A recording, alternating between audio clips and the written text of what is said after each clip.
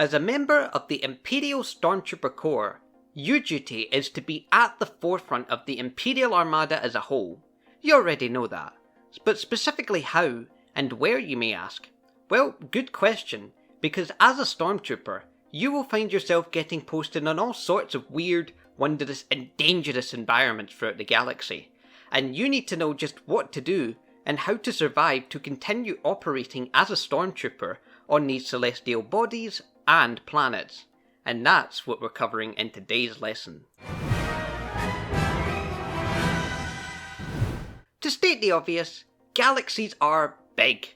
Quite a surprise, I know. But what would a galaxy be without planets to inhabit it?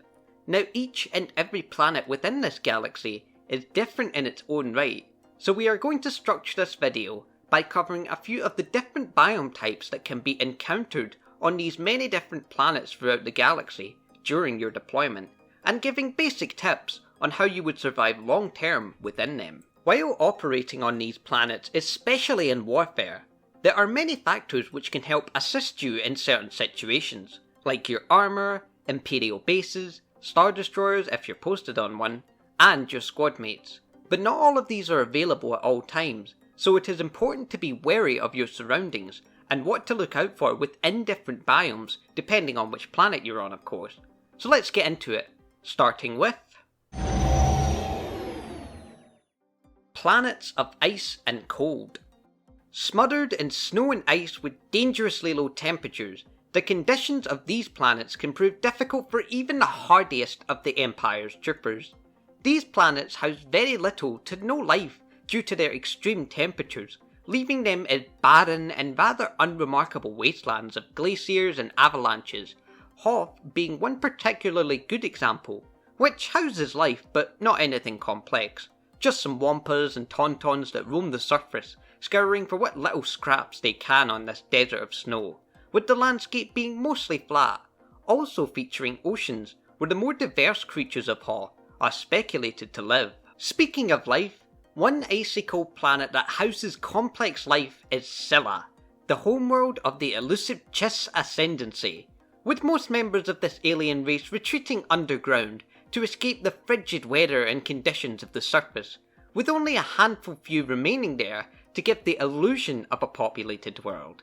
This planet not only sports freezing temperatures, but rough landscapes with sprawling mountain ranges and gargantuan glaciers. That, coupled with the potential avalanches and freezing blizzards, makes planets like Scylla here just that bit more tricky to traverse, so be sure to ask your supplies officer for an extra pair of climbing gear. Another planet that combines the best of both of these worlds would be Ilum.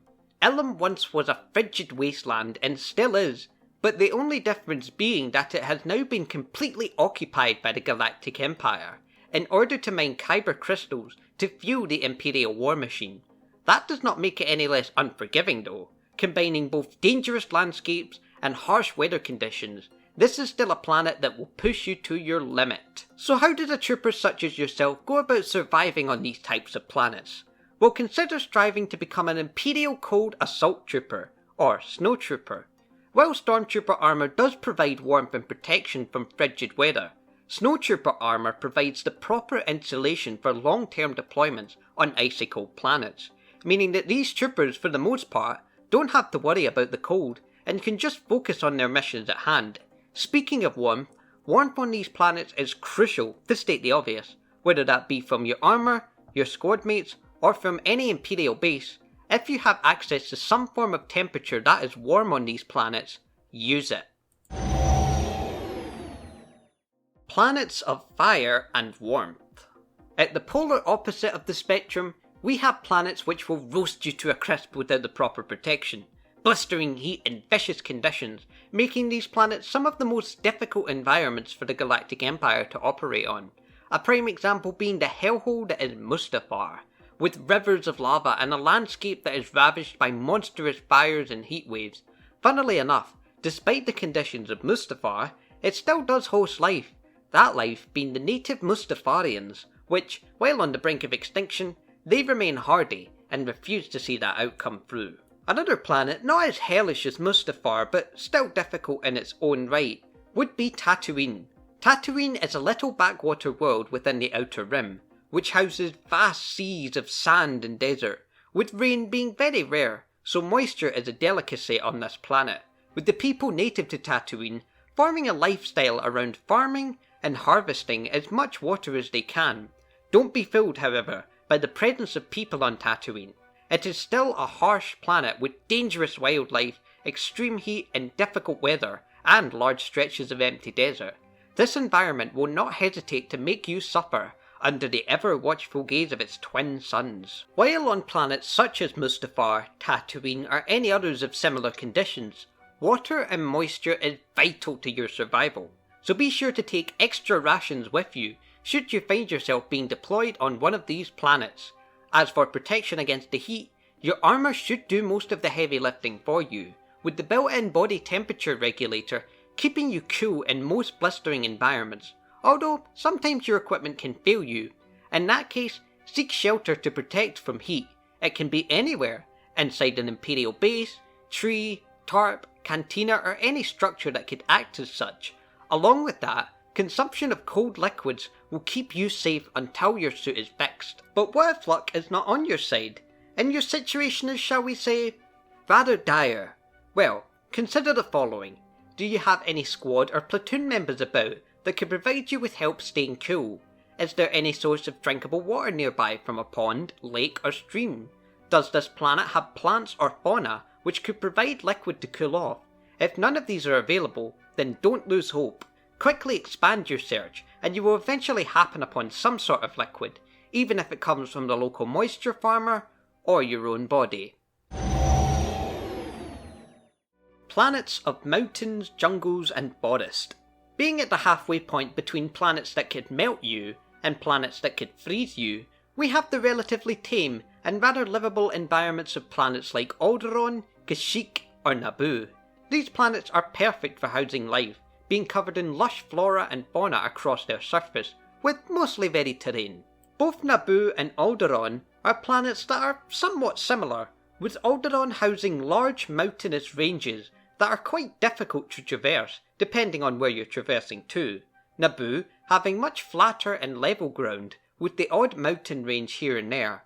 But on Naboo, the main hindrance to traversal would be water, with multiple sprawling oceans covering the planet's surface, so you may want to consider hitching a ride on a shuttle or Star Destroyer if you can. Kashyyyk is different though. Kashyyyk takes the worst aspects of both Naboo's vast stretches of land and ocean, and Alderaan's massive mountain ranges and large forest, combining the two and dialing it up to 100.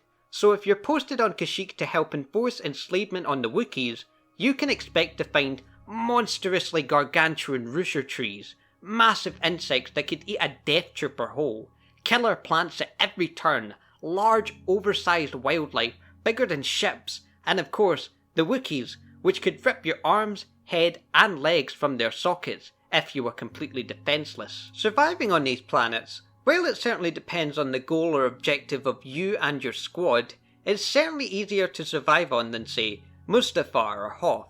But they still pose their challenges to Stormtroopers, given the dangerous wildlife and unpredictable nature of these environments. You should always be on high alert with your blaster at the ready. You should also look to stay within the perimeter of your base, compound or outpost, as they have the best defences, and avoid going into unexplored and unmapped areas of wildlife, as you never know what is lurking around the corner, which rings true especially for the dense jungles of Kashyyyk. If you must go exploring, do so with a squad or platoon. Your safety is always ensured when you have numbers on your side. Built up and populated planets. Let's finish off this video with a set of planetary environments that the Empire considers to be a completely different set of challenges altogether, and that is planets that feature heavily built up and populated environments. These planets house cities, towns and areas of large-scale industrialization and infrastructure. And I think I know what planet comes to your mind for this type of biome, and that is Coruscant. Large populations like the many trillions of people on Coruscant can prove to be the most difficult type of environments for the Empire to handle. Crime, protest, mass violence, warfare in the streets, depending on where you are on Coruscant and similar planets, These things are fairly common, so you need to be prepared. So, depending on the severity of these acts committed by a planet's populace, you should be able to decide when and when not to use lethal force. After all, the Empire is no stranger to inflicting a bit of violence on the people of the galaxy in order to enforce security, but it is important to be conservative about when it is needed, as High Command really doesn't need the rest of the galaxy breathing down its neck, what with the Galactic Civil War still raging and all. Compared to the low-life scum and crooks throughout these cities, you troopers are in possession of some of the most advanced military tech in the galaxy, with armour and blasters that these criminals could only dream of having. So when in these environments, utilise it to its fullest potential, as your job is to inspire fear and control throughout the people who roam the streets of these many cities. Another crucial aspect to ensure you survive and operate effectively within the streets and districts of planets like Coruscant is numbers. Being a part of a squad, platoon or garrison is very important in rough areas within cities, as being on your own, well, you're not stupid. You could definitely see how things could go south very quickly. So that's why in large organised groups of stormtroopers, pathetic low-life scum would for sure think twice about dealing with such a large and dangerous force. So with that, I hope this video has been insightful enough for you aspiring members of the Imperial Stormtrooper Corps, and I also hope that this has provided you with at least some basic knowledge about surviving and operating on many different celestial and planetary environments. So be sure to take these into account on your next deployment. So why not subscribe, like, and share this video, as that really helps, and join us next time when we take you aspiring or veteran Star Destroyer captains and starfighter pilots through the naturally occurring dangers that you need to look out for when navigating the cosmos. And with that, long live the Empire, and may the Force be with you.